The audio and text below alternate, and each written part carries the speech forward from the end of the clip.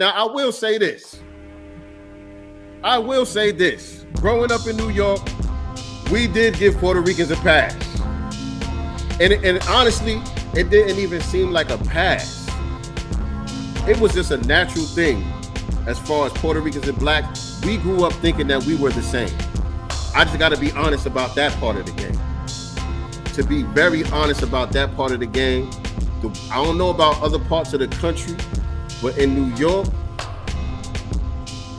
we never really looked at Puerto Ricans as anything different. And so when they were saying nigga, it wasn't even like we was giving them a pass.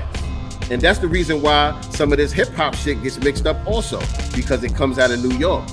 And that was kind of the relationship, right? But it was really a one-sided relationship that most of us weren't aware of, right? We didn't know that they abuelas and shit was in the house talking shit about us, because most of the kids that we grew up with, they didn't really speak Spanish like that. That's where that whole term New Yorican comes from and all of that. The majority of Spanish people in New York came from Puerto Rico, especially back in the day. There's a lot of Mexicans and shit out there now. But growing up in New York in the 80s and 90s, the majority of Latinos that were in New York were Puerto Rican. And the ones that grew up with us, they didn't even really speak Spanish like that. They didn't really have no Boricua culture like that. They was just rocking with us. And that's where a lot of this confusion about the origins of hip hop came from, because they was cool with us like that.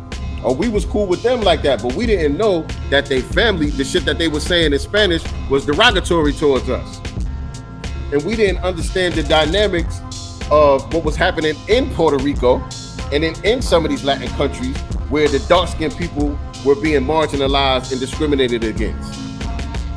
We didn't have that understanding. And so, to be honest, Puerto Ricans did have a so-called pass growing up in New York.